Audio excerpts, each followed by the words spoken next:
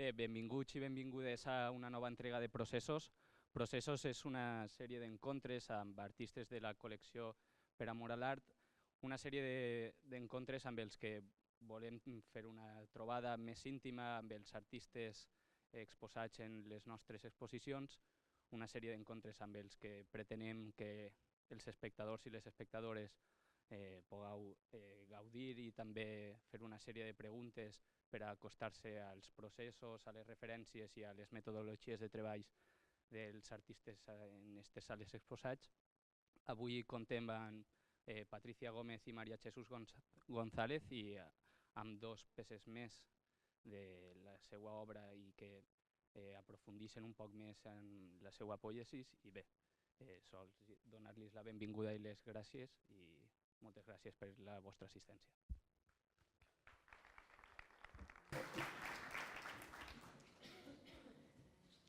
Hola, buenas tardes a todos. Muchas gracias por venir y también gracias a los organizadores por invitarnos. Vamos a intentar hablar un poco sobre la metodología de trabajo, los proyectos que hemos ido haciendo desde el inicio, ¿no? Desde que trabajamos juntas. Hemos conseguido que se expusieran otras dos obras que todavía no se habían mostrado en la colección, que luego podremos hablar de ellas con vosotros si queréis, nos acercamos y las podemos mostrar de una manera más cercana. Ahora, os hablamos un poco en general sobre los proyectos y si queréis en cualquier momento interrumpir o hacer cualquier pregunta, nosotras encantadas, o sea que podéis hacerlo cuando queráis. Hemos titulado la charla Ruina, Intervención, Archivo, porque serían como las tres ideas principales en las que podemos resumir o descomponer en general el trabajo que hacemos. Y también coincidiría con las fases de la metodología de nuestro trabajo, siempre en cualquiera de los proyectos. O sea que ahora, a medida que vamos hablando de los proyectos, podemos ver cómo se van materializando estas ideas. Bueno, Patricia y yo trabajamos juntas desde el año 2002, desarrollando una serie de proyectos que tratan de recuperar la memoria de lugares que están inmersos en proceso de desaparición o abandono, bien sea por planes de remodelación urbanística o por el mero paso del tiempo. Entonces, a través de la intervención en el interior de estos edificios, llevamos a cabo un trabajo tanto de exploración fotográfica como de arranque mural, del arranque mural de grandes superficies, ¿no?, de estos lugares que están a punto de desaparecer, con el objetivo de extraer un archivo físico, de extraer un registro físico y material del Estado y general también, en último término, con el objetivo de extraer un registro material del Estado de estos lugares antes de que desaparezcan y generar, en último término, un archivo físico y documental que permita conservar la memoria de estos lugares que están a punto de desaparecer, ¿no? La estampación por arranque es el procedimiento que nos permite transferir la materia de la que está hecha el muro a la superficie, a la tela, y obteniendo así un registro visual y físico del estado de los muros, ¿no?, convirtiéndose a la vez en un testimonio arqueológico y un documento directo a escala real. El procedimiento que utilizamos, con variantes, es el que habitualmente se utiliza en restauración. En esencia, nuestro trabajo consiste en adherir una tela al muro con colas y con el objetivo de extraer cada hueco, cada grieta, cada huella que haya quedado marcada en la superficie mural, ¿no? Y nada, una vez seca la tela, se arranca y queda la arquitectura traducida en la tela. Este es un arranque que que hicimos dentro del proyecto de A la memoria del lugar en Valencia.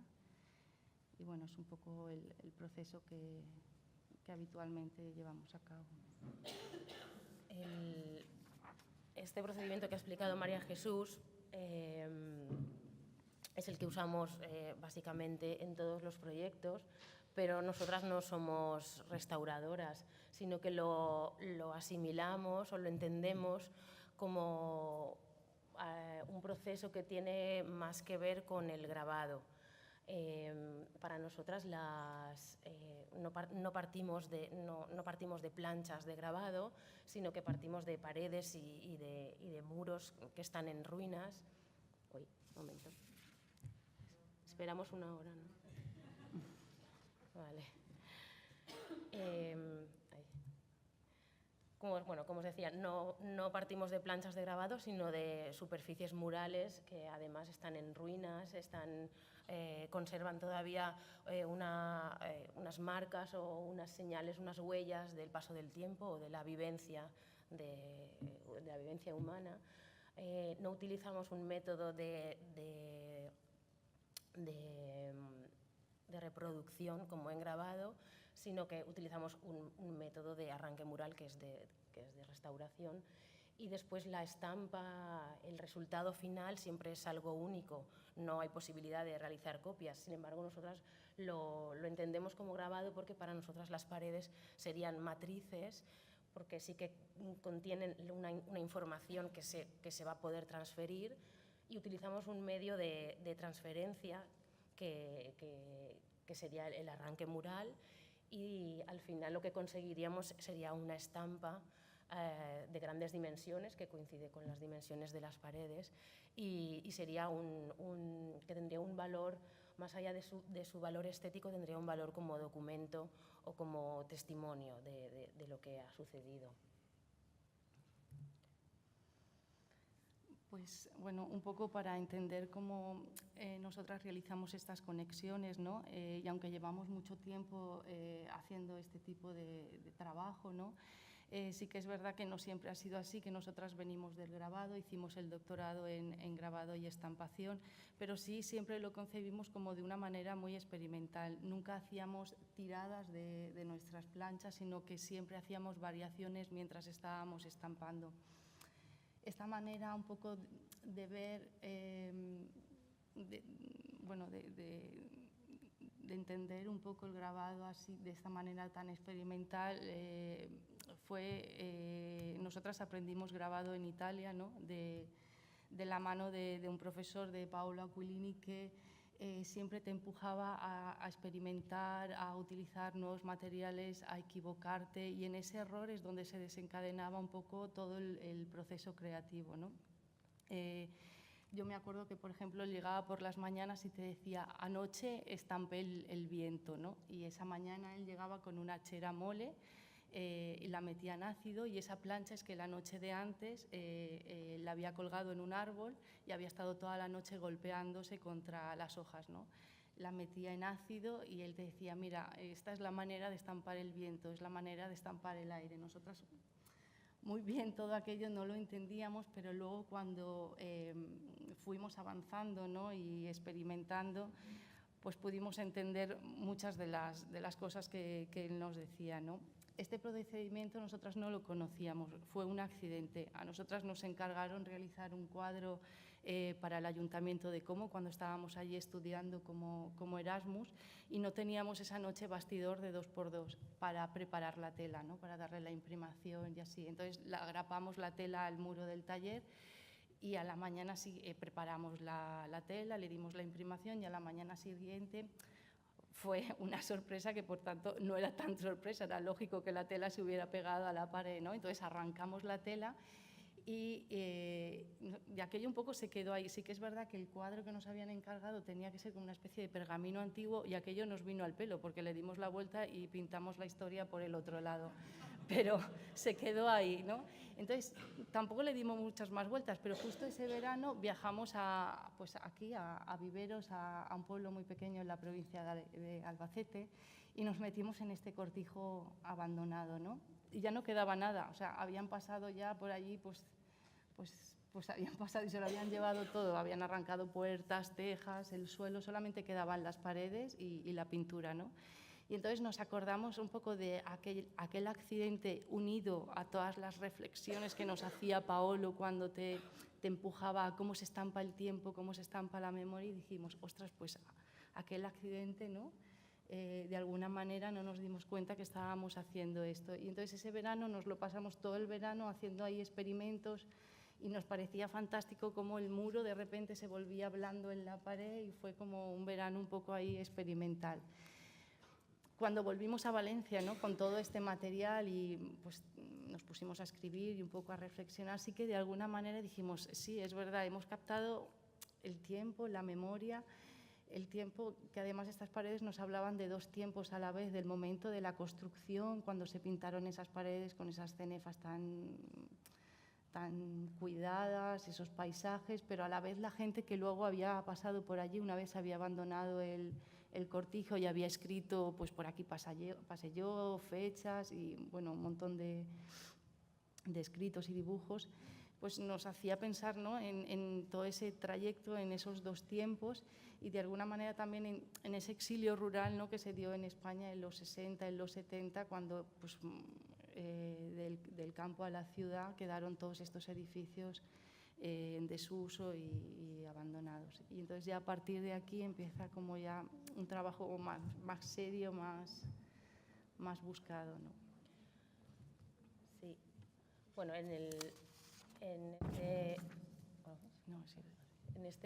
Cortijo de las Salinas, en este lugar, en lugares como este que hemos trabajado, se hace muy perceptible lo que decía María Jesús, el paso del tiempo, y es precisamente el saber que esto va a desaparecer, porque bueno, aquí, por ejemplo, hemos vuelto cada año, casi cada año, durante 4 o 5 años seguidos y cada vez quedaba menos. Entonces, pensábamos, pues menos mal, ¿no? Que nos hemos podido llevar pues, lo que quedaba, porque cada vez queda menos y ya si hubiéramos vuelto, o sea, si hubiéramos llegado en otro momento no hubiéramos podido rescatar nada. Entonces, es precisamente esa noción de pérdida, de que sabemos que algo va a desaparecer, algo que tiene una información que para nosotras es valiosa, pues es lo que nos impulsa o lo que nos mueve a recuperar y a poner en marcha todos estos proyectos. Son lugares que parece que sean ya, bueno, que no tienen ningún valor, ninguna función, que son lugares improductivos, pero para nosotras creemos que sí que podemos todavía darles como una última función, ¿no? La de poder enseñar todo ese tiempo que ha pasado, el por qué estos lugares eran unos lugares pues, que en una época se vivía muy bien, podían reflejar el gusto de esa época, el modo de vida y por qué, llegado un momento, todo eso se abandona, nadie quiere vivir ya de esta manera, se produce el éxodo rural. O sea que hay mucha información que se puede llegar a perder y esto es lo que nos atrae un poco para poder rescatarlo. Después de estos experimentos iniciales en este contexto rural, empezamos ya a trabajar en la ciudad de Valencia, donde la situación de ruina y de abandono ya se produce por otro tipo de motivos, es por la transformación de las ciudades y por el desarrollo urbanístico. Entonces, en Valencia tenemos varios ejemplos y el más destacado es como sabéis, en el barrio del Cabañal, todo lo que ha sucedido por los planes de remodelación urbanística. Se generan muchos lugares, como hablábamos, en ruinas o improductivos. Para el barrio del Cabañal preparamos un proyecto que nos becó Caja Madrid y dos de las piezas de este proyecto las tenéis aquí. Una es esta, que es la que está siempre expuesta en la exposición, y la otra que la tienen en la colección pero aún no había sido mostrada, que luego nos acercamos y las vemos. El Cabañal, como sabéis, pues lleva desde hace muchos años sufriendo el deterioro de de su estructura como barrio, las estructuras físicas de las viviendas y también la cohesión social. No solamente con estos planes de remodelación vemos que se deterioran las condiciones materiales de los edificios, sino algo que nos parecía mucho más importante era la vivencia construida por los usos y por las costumbres que se habían dado tradicionalmente, ¿no? en el barrio. Entonces, nada, empezamos a trabajar intentando buscar pues, las casas que de algún modo pudieran reflejar todavía la corriente de modernismo popular que se dio a finales del 19 y principios del 20, que pues, es típicamente el estilo con el que se construyeron la mayoría de las casas que sustituyeron a las cabañas en el origen del barrio. Entonces fue bastante difícil porque la mayoría de las casas que iban a ir a derribo pues o ya las tenía el ayuntamiento o estaban tapiadas o los vecinos pues ni siquiera querían abrirnos la puerta, ¿no? para saber nada, porque en esa época, esto era el 2007, pues en el barrio pues había mucho conflicto, ¿no? entre los propios vecinos, había mucho movimiento ocupa, bueno, no sé, la gente estaba muy asustada. Entonces fue bastante difícil, pero bueno, sí que conseguimos poco a poco entrar en algunas, que algunos vecinos nos cedieran sus casas, con lo difícil que es, ¿no? Y que de repente a dos que te cuentan que quieren intervenir en tu casa y que la quieren arrancar, pues que te la dejen. Costó mucho, pero al final sí que conseguimos que bastantes nos abrieran las puertas.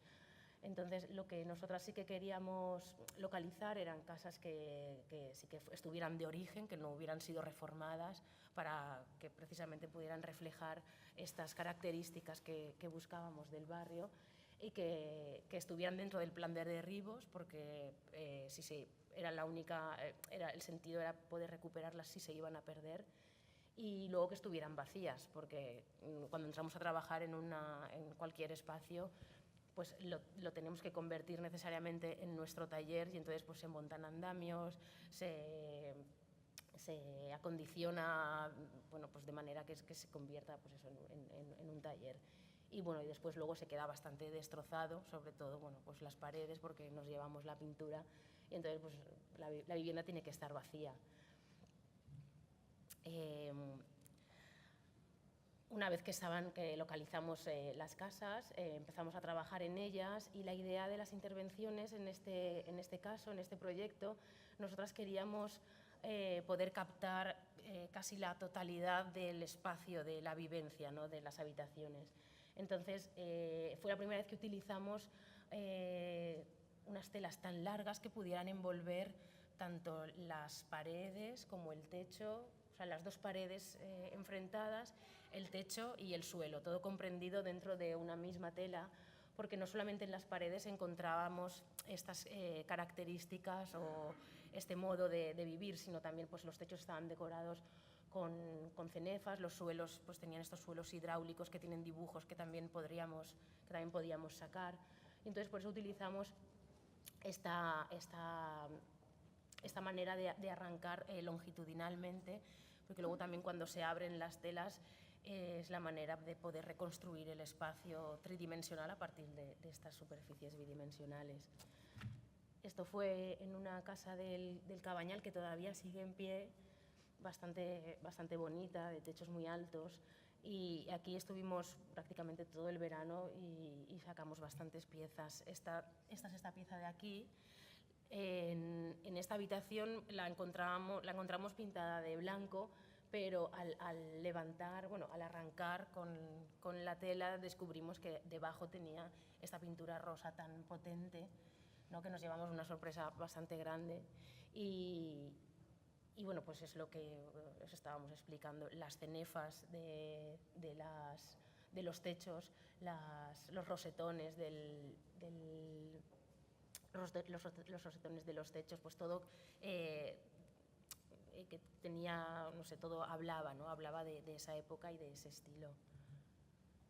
Utilizamos algunos otros colores en las telas, no solamente el negro, porque bueno, al final queríamos componer un gran volumen de material estampado y entonces nos interesaba mucho el colorido también, porque refleja un poco también lo que es el barrio, ¿no? El barrio es muy variado, es muy colorido, las casas, pues cada una pues son diferentes, cada vecino las decoraba a su gusto, y entonces un poco pues la idea también de utilizar colores era esa. Esta imagen la ponemos para mostrar cómo es posible sacar los suelos, ¿no? Como nunca intervenimos en las paredes, siempre estampamos y arrancamos lo que hay. Sin embargo, los suelos, para poder sacar sus dibujos, sí que tenemos que entintarlos, como si fueran planchas de grabado. Entonces, bueno, pues, ponemos la pintura, que simplemente es agua con pigmento, y después la retiramos limpiando. Entonces este pigmento se filtra debido a la porosidad de la piedra que se utiliza en los azulejos, y entonces cada color absorbe de una manera diferente. Entonces el negro y el blanco aquí se diferenciaban perfectamente porque el negro es más poroso. El negro es más poroso, ¿no? O al revés. Bueno, el blanco o el negro. Uno es más poroso, entonces chupa más la pintura, y el otro la repele. Entonces sí que se puede llegar, luego cuando os acerquéis lo veréis, que sale perfectamente el dibujo del suelo por esto, ¿no? Nada, también estuvimos arrancando fachadas porque a veces nos quedábamos sin interiores en los que trabajar y bueno, teníamos que seguir trabajando, y las fachadas, al ser más pequeñas y no tener que pedir permiso, porque para esto lo hacíamos en un día, montábamos el andamio, lo arrancábamos y nos íbamos porque no había manera, ¿no?, de pedir permiso. Entonces muchas fachadas las hicimos así, y de hecho esta ya no existe. Esta es en la calle San Pedro y esta casa la derribaron pues, en el 2010 o 2011. Luego, con todo el material que sacamos del Cabañal, de las casas, lo que hicimos fue, bueno, que teníamos esta idea, ¿no?, de crear un gran volumen, un rollo con todas ellas, y entonces tuvimos que, después las llevamos al taller, las limpiamos y las arreglamos, y después las llevamos a una fábrica de acabados textiles en las que nos cosieron todos los fragmentos hasta que, bueno, completaron una longitud de 340 metros, creo que eran. Y en una de las máquinas que utiliza vapor para tensar las telas se fueron enrollando, y bueno, pues aquí se podían ver, al pasar por la máquina se podían ver todos los fragmentos. Colocamos una cámara porque sí que hicimos un vídeo de este enrollado, ya que luego todas las arranques iban a estar metidos en el rollo, en un rollo muy compacto, y iba a ser imposible volver a verlos totalmente desplegados. Entonces se colocó una cámara de manera, bueno, perpendicular al recorrido que hacían las telas, y entonces es la única manera de ver todo el interior de ese rollo, todo el material, todas las casas estampadas. Y esto es como quedó al final. Este es el gran volumen. Queríamos que fuera una cosa muy compacta y muy cohesionada, porque es precisamente lo que pensamos que se pierde en el barrio del Cabañal con estas intervenciones o con estos derribos. Entonces, por eso no separamos las telas, ni las enseñamos, ni las mostramos individualmente, sino es un conjunto, y está todo, y eso es un único volumen muy compacto, y es un archivo de casas que se han perdido. Muchas más se han perdido y no las hemos podido arrancar, pero la idea era un poco transmitir esto, ¿no? Este gran volumen, esto es lo que perdemos, ¿no?, cuando pasan estas cosas. Aparte del vídeo en el que se muestran todas las telas, también nosotras pues, documentamos la acción que llevamos a cabo en las casas, porque es como el único modo de compartir luego con el espectador esa vivencia, ¿no?, porque estos proyectos pues, son muy vividos desde dentro. También pues, interviene mucha más gente, ¿no? Y la única manera de compartir eso con el espectador es grabando pues lo que hacemos en los interiores de las casas, en el contexto del barrio. O sea que la pieza se acompañaba al final de dos vídeos, uno del proceso y otro del enrollado final. Vale, ya está. Bueno, pues justo después del Cabañal, en Valencia empezaron a remodelar la cárcel modelo de Valencia para hacer el complejo administrativo 9 de octubre. Nada, nos pusimos enseguida en marcha para pedir permisos en cuanto vimos que habían tirado la valla perimetral, ¿no? Y de repente aparecieron esas 4 galerías gigantes, ¿no? Que parecían 4 catedrales. Y nada, finalmente, bueno, nos costó entrar bastante, nos dieron un permiso de 1 semana, pero luego seguimos trabajando y nadie nos decía nada, entonces estuvimos 2 años. Íbamos entrando y saliendo y como era tan enorme y nadie nos veía, nos metíamos en una celda y entonces venían los de la inspección de la obra y nosotros allí y estuvimos 2 años y hicimos pues, bueno, pero fue como diferentes entradas, ¿no? En la primera íbamos justo a por la arquitectura, ¿no? Una arquitectura que desaparecía, al igual que en el Cabañal, ¿no? Esta cárcel era de 1903, el típico panóptico radial con una cabecera central desde donde una sola persona podía controlar todas las galerías, ¿no? Estas prisiones aparecen a partir del siglo XVIII con la reforma penitenciaria pero el modelo ya quedó obsoleto justo como 100 años después, ya se dejó de construir de esta manera. Entonces la cárcel modelo quedó desocupada en el año 93 y desde el 93 hasta el 2008 que nosotras entramos, bueno, había entrado mucha más gente, bueno, grafiteros y así. Pero bueno, en un principio nuestra primera intervención sí que fue centrarnos en la arquitectura y ahí fuimos pues a sacar esta arquitectura de las celdas, ¿no? Hicimos también, esta es una que luego ya explicaremos mejor. En la primera intervención nosotras lo que nos ceñimos básicamente fue a sacar la arquitectura, los pasillos con esos ritmos de puertas constantes, los vis a vis y las celdas. Pero cuando llegamos al estudio con todo ese material, lo reorganizamos y así, pero nos seguíamos acordando de todos esos escritos y de dibujos que nos habíamos encontrado allí y que era la primera vez, claro. Nunca habíamos estado en un lugar así y pensamos, pero o sea, es que aquello no se puede perder. De alguna manera, claro, las paredes de estos lugares actúan como interlocutor de las personas que habían estado allí, ¿no? Y tú te recorrías los módulos y más o menos por el tipo de escritos que había y por los dibujos, pues podías decir, bueno, pues este era de tarras, este era por asesinato. Luego había un módulo entero todo de drogas, un poco haciendo referencia a la ruta del bacalao y todo lo que se vivió en esta época en Valencia. Esa era una galería entera dedicada todo a drogas y así. Entonces, en la segunda intervención sí que fue cuando realizamos estos libros celda, porque nos parecía importante registrar, o sea, que no se perdieran esos testimonios un poco al margen, ¿no? Y porque te metías en una celda y por todo lo que, en esa se puede ver además, por todo lo que leías, más o menos te hacías la idea de qué era lo que había pasado, el tipo de asesinato o bueno, el tipo de delito o lo que hay. Digo asesinato porque ahí sí que hay una frase que pone la maté porque era mía y luego hay como una multiplicación que pone 365 días por 11 años, ¿no? Entonces ahí vas leyendo y es que eran libros. Las celdas es que hablaban.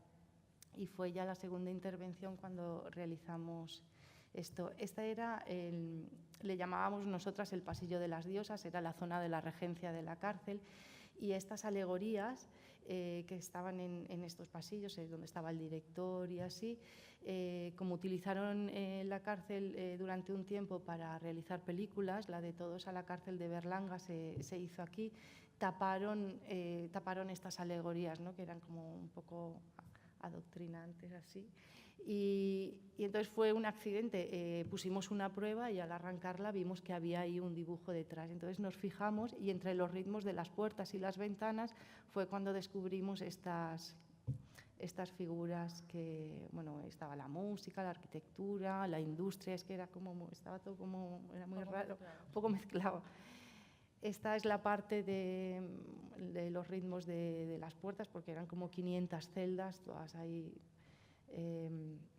todos estos ritmos constantes. Ahí hicimos variaciones también de tipos de secado, por ejemplo, con colas de secado más rápido, de secado más lento, entonces podíamos llegar a un estrato o a otro, dependiendo. Y aquí es envolviendo una de las celdas que estampamos. Este es el proceso un poco de arranque y luego cómo quedaron extendidas en las galerías. Así es como decidimos mostrarla, ¿no? A modo de archivo, metida en su caja. Pocas veces las hemos desplegado. Así es como nosotras las guardamos en el estudio y como también nos gusta que sean mostradas, ¿no? Es el vis a vis. Este es el proceso de arranque del vis a vis con ese muro. Bueno, ahí se puede ver en la mitad de la pared como ese muro que derribaron y donde se separaba un poco del visitante del interno. Ahí, y este es el despliegue de la pieza del vis a vis. Esto es como se instaló. Claro, es que las piezas, depende de dónde vayan a ser instaladas, pues les damos un formato. Casi nunca tienen un formato definitivo, aunque nosotras las conservemos en sus cajas o plegadas o enrolladas, pero una vez llegas al museo y hay que instalar, siempre se le da alguna vuelta, ¿no? Entonces, nunca repetimos instalación. Esta quedó como un cuerpo tirado, como un pellejo ahí tirado en el suelo de la galería. ¿Y qué más? Y estas ya son las piezas de todos los escritos y todos los dibujos que os he dicho antes. Y nada, podías pues eso, reconstruir prácticamente un poco la historia de esa persona leyendo todo lo que había dejado en las paredes, el tipo de delito. Y decidimos hacer estos libros. Estos libros ahora luego los sacamos. Con esto ya sí. acabamos. Lo dividimos en 2 bloques. En el libro estaba la misma puerta de la celda, que las arrancamos y el herrero nos las transformó en caja y hicimos 3 bloques. Uno que es las fotografías de la cárcel y de esa celda, el otro que pertenece a los escritos con el número de la celda y luego la arquitectura. Estampamos pues, las 4 esquinas que eran muy significativas, los pues, arañazos, golpes, huellas incididas en el muro en estas telas negras y los escritos y dibujos iban impresos en este tipo de tela transparente.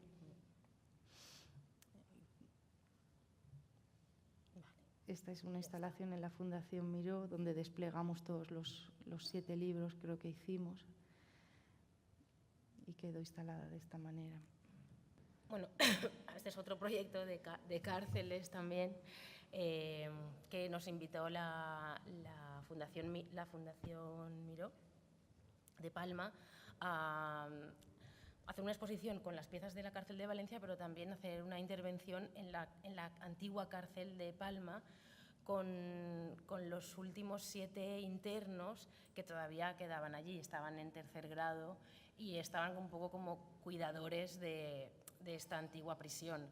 Y bueno, pues nos propusieron hacer un taller didáctico con ellos y una exposición final con sus trabajos. Entonces, bueno, pues para nosotros fue muy interesante trabajar con gente que todavía estuviera en ese lugar, porque siempre trabajamos en lugares completamente vacíos. Y entonces, pues, nosotras podemos interpretar las huellas que vamos viendo sobre las paredes o sí, sobre las puertas, sobre las superficies, pero claro, una vez que podíamos contar con la presencia de estos 7 chicos, pues claro, se multiplicaban las interpretaciones, no sé, fue bastante divertido y no sé, y aprendimos también un montón nosotras. Aprendimos más nosotras que ellos. Sí. Bueno, les presentamos un poco nuestro trabajo y les hablamos también pues, de otros artistas que utilizaban el arte contemporáneo como un modo de dar testimonio de historias.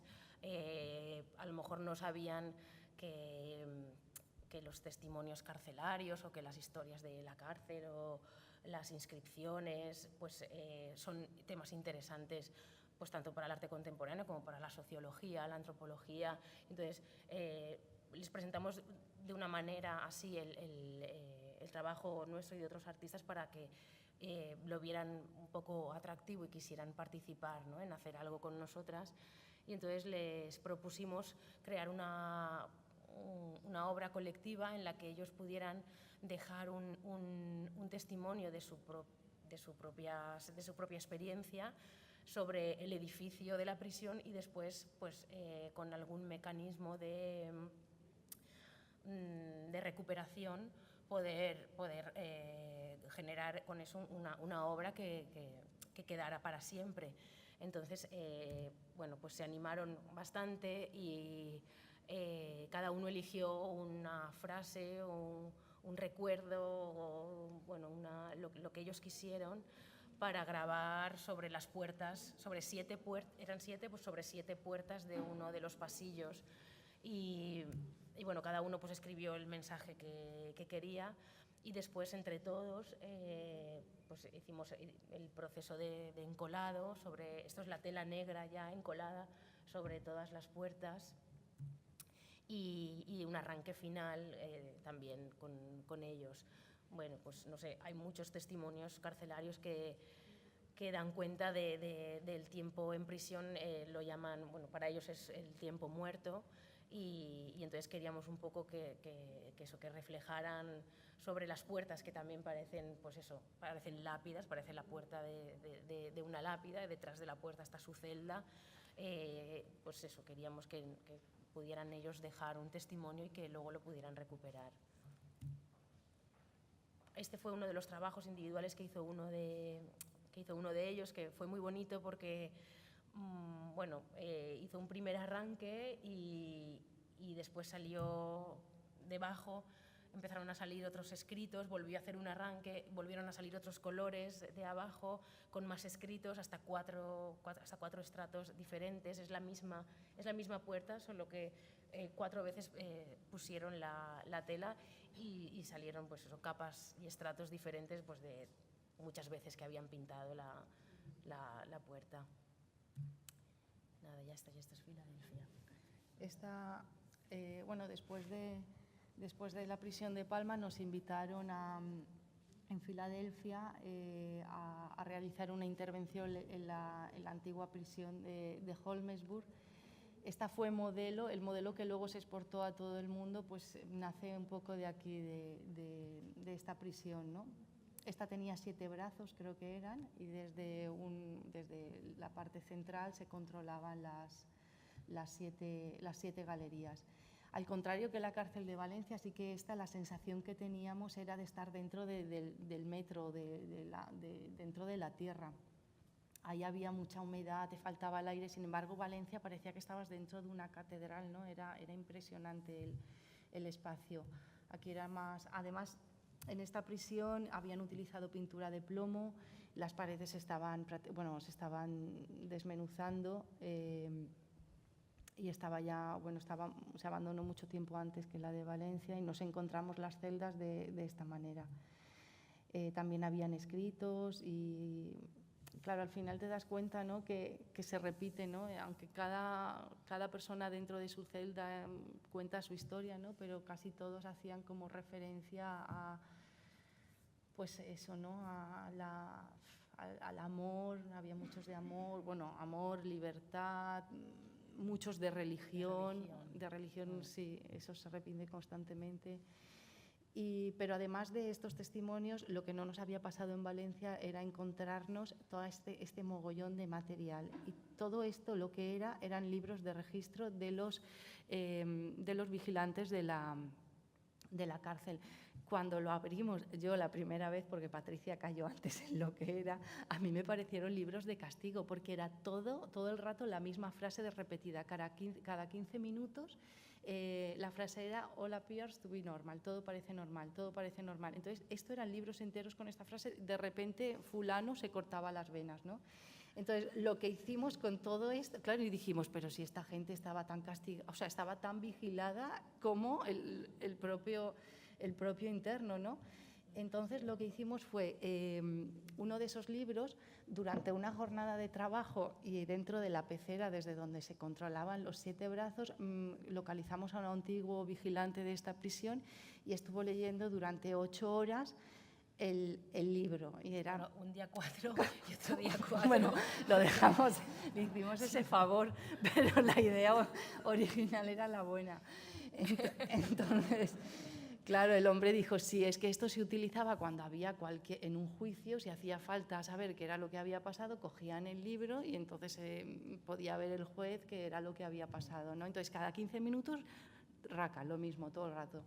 Y entonces aquí metimos a Owens y aquí estuvo el pobre leyendo. Y era, bueno, es que esta fue como la pieza sonora que había en la exposición que hicimos finalmente. Tú cuando entrabas a la sala tenías las piezas y así, pero todo el rato tenías el sonido del vigilante leyendo uno de estos libros. Y ahí nos grabamos con cámaras de vigilancia y esas que aparecen ahí con esos trajes somos nosotras, porque como la pintura era de plomo, nos hicieron trabajar así. Entonces, era como nos aislaron, nos hicieron una zona contaminada y cada día nos teníamos que poner un traje nuevo y salir de la zona contaminada. Bueno, una historia que ni a la americana ni a la española, pero nos hicieron trabajar así o no trabajábamos. Entonces, al final, pues ahí, con las máscaras y todo esto, conseguimos acabar el trabajo. Esta es una de las celdas también estampadas y aquí está extendida en la cafetería de la prisión.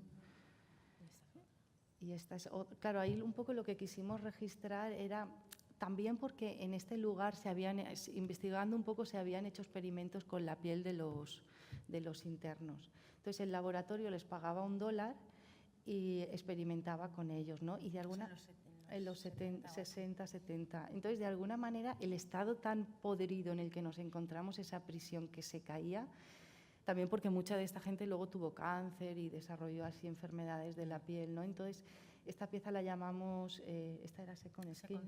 Sí, un poco haciendo, a ver, no podíamos hacer mucha referencia, ¿no? Porque si no, no hubiéramos podido igual acabar o hacer el trabajo, pero sí que hacía un poco referencia a esos experimentos que se realizaron en esta prisión y que el dermatólogo que los llevaba a cabo, en su libro que escribió cuando entró allí, dijo que lo único que veía ahí era acres de piel para poder experimentar él con todo esto. Bueno, también porque claro, un poco la pintura de las celdas, al arrancarla, es un poco la piel que cubre este espacio, es como la segunda piel de la persona, ¿no? que vive, que está ahí encerrada dentro.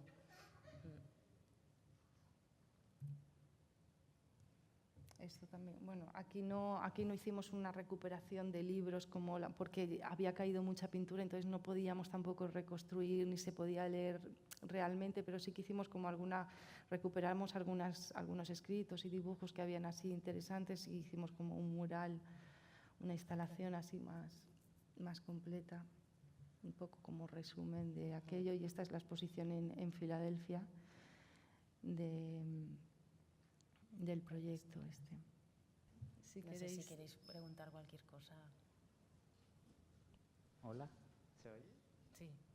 Bueno, a ver, bueno, primero enhorabuena, que me encanta el trabajo. Y quería preguntar o sea, me sorprende que como la tela es flexible y tal, que no se resquebraje la pintura. O sea, porque no arrancáis pinturas plásticas, habéis arrancado esmaltes, habéis arrancado, no sé, de la pared, fachadas. Sí. Y no sé, es como que ¿les dais tratamiento o simplemente se arranca una pequeña capa o no sé? pero al doblarla Ya. no me parece que se vaya a resquebrajar, ¿no? Bueno, pues eso no sé. No sé. Está, Sí, a ver, o no.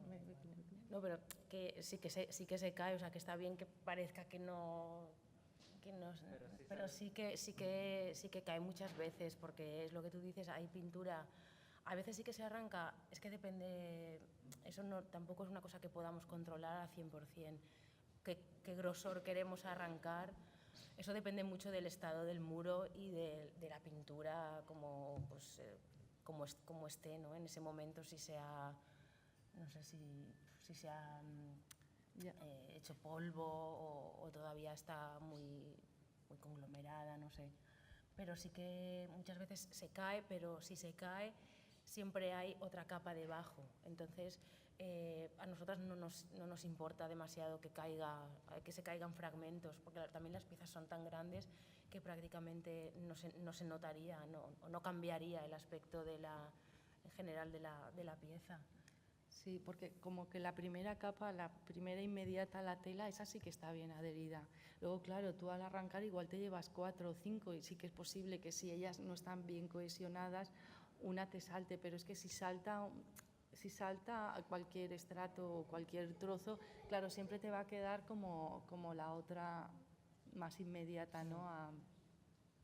Depende, por ejemplo, esa tela es como muy fina, ahí el modo de pintar en el Cabañal, claro, la típica casa esta de tu abuela que te restregas y se te queda el polvo ahí pegado porque está pintada pues con pigmento y agua básicamente, no tenía casi aglutinante. Entonces ahí al mezclarse con la cola y estar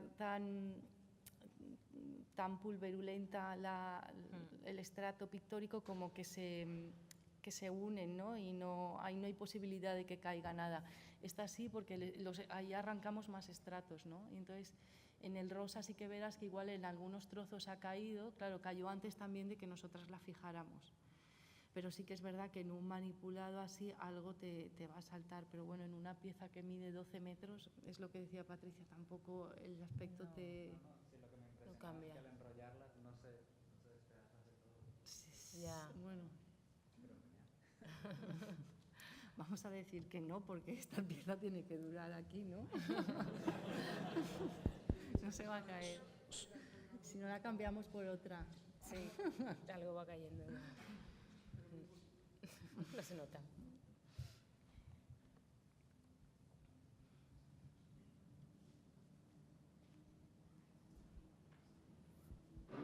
Pues yo tenía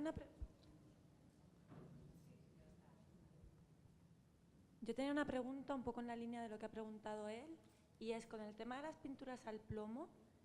Una vez que exponéis la obra, ¿hay que tener algún tipo de precaución especial o se supone que como está un poco el tiempo que vas a estar en contacto, no? Ya. O no, nunca se han puesto esa pega, ¿no?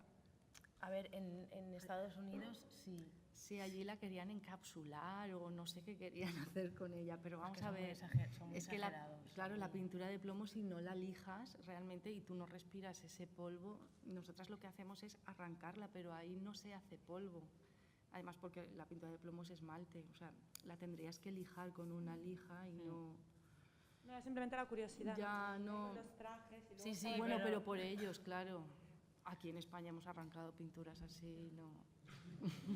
No, No es lo mismo. se supone que si respiras el polvo de plomo, pues sí que puede ser tóxico, pero claro, tendría que ser también unas cantidades, creo yo que, bueno, no sé, pero en Estados Unidos tenían una ley para la manipulación de la pintura de plomo y entonces no podías trabajar con ella a menos que tuvimos que contratar un especialista en manipulación de pintura de plomo para trabajar con nosotras y luego pues todo este protocolo de los trajes, las máscaras, el sellar los lugares por donde pasábamos con plásticos, bueno, fue un... Pero eso fue un paripé, o sea, realmente no era para No.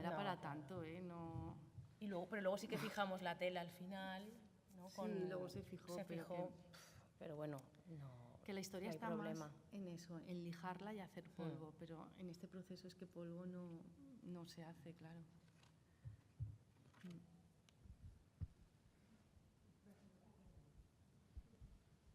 Aunque sea un tópico, ¿En qué proyecto estáis ahora? Pues ahora estamos... Salir del psiquiátrico. Dilo. Pues ahora estamos preparando una exposición para el IBAM, que será en junio. Entonces, pues nada, estamos en eso. Empezamos a trabajar este verano en el psiquiátrico de Bétera y prácticamente lo teníamos terminado, pero luego hemos cambiado completamente de idea y entonces estamos un poco elaborando y pensando sobre esta nueva propuesta. Pero sí, estamos trabajando para eso ahora este año. Sí, ¿no? Pero bueno, mira, después de, así como después de las prisiones, hicimos uno que trataba de recuperar la ruta de inmigración que sale desde es que a mí es como de mis preferidos, sí, ¿no? Es nuestro preferido. Trataba de recuperar la ruta que sale desde las costas occidentales de África hasta Canarias, que se quedó en desuso, ¿no? Cuando la Unión Europea pagó dinero en cooperación para que bloquearan la ruta. Entonces, los CIEs y los centros de internamiento que se hicieron tanto en la salida como en la llegada han quedado abandonados. Ahí sí que estuvimos trabajando tanto en Canarias, en Fuerteventura, como en Nuadhibou, y recuperamos todos estos testimonios que las personas migrantes dejaron en el camino, ¿no? Que contaban un poco el viaje y así, y luego con todo este material nos lo han traducido y es como el proyecto así más gordo, que el último que hemos hecho más gordo. Ahora estamos en proceso con otros, pero este es como el... Sí, porque hemos estado 3 o 4 años Sí. con ese proyecto, lo acabamos el año pasado. Ese fue largo. Sí.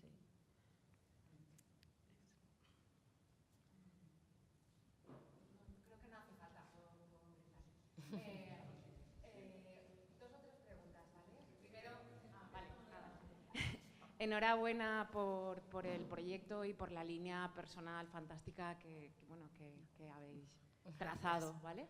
Y una pregunta con respecto al arranque, del que no habéis mostrado imágenes y que no habéis hablado, es por curiosidad si arrancáis manualmente vosotras o decidís que ese sea el formato hasta donde podéis llegar arrancando con vuestra fuerza, o si interviene otro proceso externo, una maquinaria, ¿vale? Y la elección del color va unida al proyecto o... Sí, bueno, no sé si te voy a contestar lo que me has preguntado, pero, o sea, te refieres a si lo que es el hecho físico de arrancar lo hacemos manualmente. Sí, y si formaba parte del proyecto, Sí, es decir, aquello de recuperar la memoria con tus manos, dejar, no sé, si formaba parte de la idea bueno, Sí, es que se hace, instrumentalmente se hace así, ¿no? O sea, técnicamente se hace así. Se puede arrancar estirando de la tela. A veces cuesta más porque está muy pegado, dependiendo un poco de la pared, pero otras veces no cuesta nada y a veces cae sola la tela incluso. O sea que no interviene ningún tipo de maquinaria ni nada. Hemos mostrado algunas fotos en las que se ve el proceso de arranque, pero no estamos nosotras porque, bueno, también nos parecen esos momentos muy, no sé, muy significativos, ¿no? El registrarlos en todas esas fases, como una habitación se va quedando sin su piel poco a poco. Claro, ahí no hace falta que se nos vea a nosotras. Porque... No, pero también, por ejemplo, cuando al principio, ahora ya no, pero al principio cuando grabábamos el proceso, ¿no? Un poco para que vieran la matriz de dónde venía eso, sí que echábamos, por ejemplo, es un ejemplo, ¿no? Pero veíamos, por ejemplo, que cuando no poníamos los vídeos o las fotografías que hacían referencia de dónde venía ese objeto, veíamos como el espectador pasaba por delante como si fuera una pintura más, ¿no? Y un poco decíamos, ay, pero es que se pierden lo mejor, ¿no? Se pierden claro. el momento del arranque, el momento en que la habitación cruje y parece que grita muchas veces. Es un momento un poco de derribo, y eso sí que lo filmábamos. Ahora ya últimamente no lo hacemos, pero en un principio, claro, un poco para ponerlos en situación, ¿no? De lo que era la parte más chula o sea, la parte más interesante, la intervención. Sí. Y luego lo del color, pues yo creo que hemos utilizado color prácticamente solo en el proyecto del Cabañal. Sí, pero Y casi muy siempre muy negro. poco más. Preferimos siempre el negro porque también es un color más neutro y hace más visible todos los accidentes, todas las señales y las huellas, las grietas, los agujeros. Si hay alguna inscripción, se revela mejor en el negro, porque casi siempre las paredes son de un color claro, no completamente blanco, pero es un color siempre claro. Entonces el negro hace que resalte mucho más todas esas pérdidas que no hay, ¿no? Es más un negativo. Sí, también por la manera en que se traduce, ¿no? Es que hasta que tú no arrancas no sabes bien qué es lo que va a pasar. Es como cuando levantas el papel de una plancha de grabado, ¿no? Y te llevas... Con el negro pasa así, ¿no? Esa traducción que hace sobre la tela un poco es la que no sabemos y es como la parte, la incógnita que más nos... Sí. No sé, nos gusta. No sé. Bueno. Esto, como os habíamos dicho, esta es una puerta, es la puerta original de esta celda. La transformamos en una caja. Bueno, el herrero la cortó y la abrió por dentro, que estaba hueca. Y entonces nos la convirtió en caja para los libros. Entonces, nosotras lo que hicimos fue hacer 3 grupos de estampas. Este primer grupo lleva un texto nuestro que aquí está traducido también en inglés y en francés.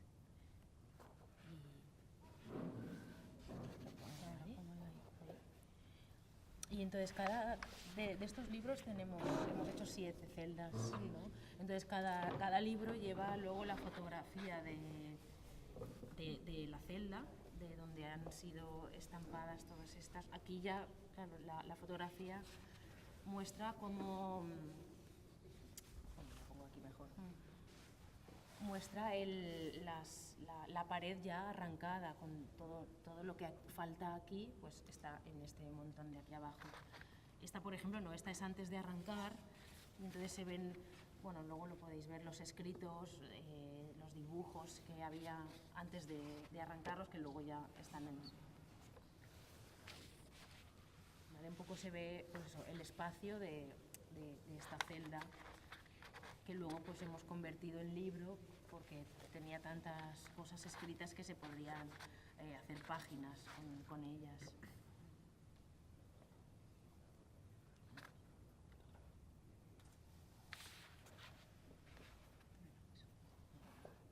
Y eso, y siempre lleva cada libro una foto general de la cárcel. O sea, como metiéndote primero en la cárcel en general y luego ya en la celda.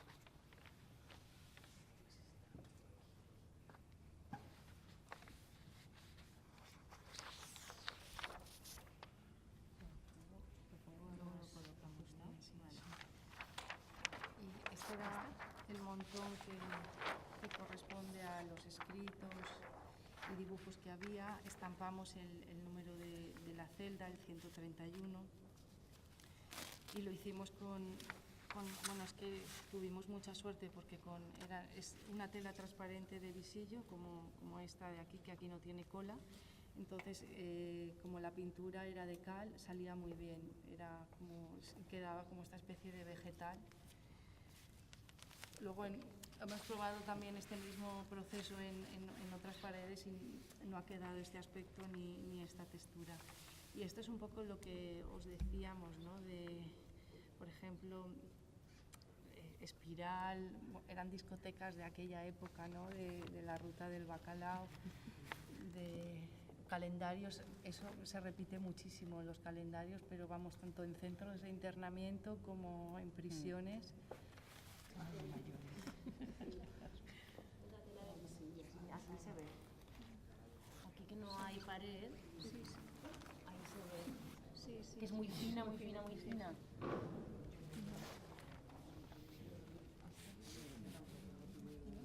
Pero luego al llevar la cola, pues queda como un papel vegetal. Se hace...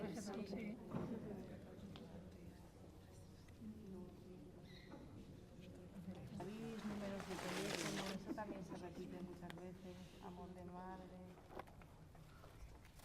talegos no, talego no, drogas sí. Es que este es el de la zona de delitos de drogas.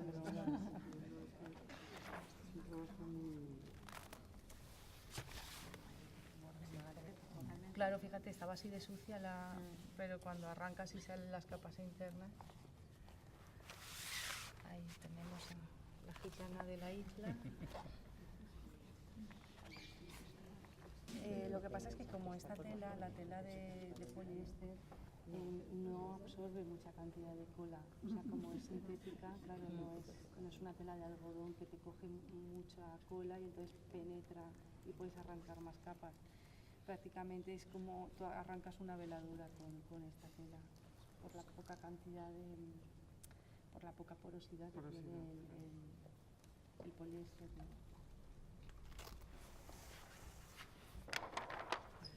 Esta la parte de pintura está en la parte de abajo, ¿no? Porque si no el mensaje estaría al revés. Claro. Sí, allí también se notaba que cada uno se pintaba su celda, ¿no? Entonces veías como celdas pintadas de una manera muy delicada, unos se hacían zócalo, no sé qué, otros pues así como muy... Porque supongo que por higiene, pues cada cierto tiempo con cal, porque esta estaba pintada con cal, ellos mismos se pintaban la celda. Sí, esta tela es una tela de mitad algodón, mitad poliéster. En algo que no muy mate, ¿no? Esto sí, va con una concentración muy bajita de funori. ¿Este lleva funori? Que sí, yo creo que lleva funori. Sí. El funori es un producto que se utiliza en restauración, es un alga y es natural. Entonces es muy mate y con eso hemos fijado estas. Este era el baño, bueno, el lavabo, el agujero ya habían arrancado todas los lavabos y así. Y quedaba pues un poco la huella.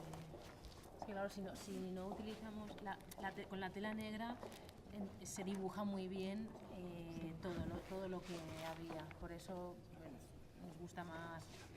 Si no, bueno, pues lo que es la esquina o cualquier agujero que falta, cualquier marca, se ve mucho mejor con el negro debajo.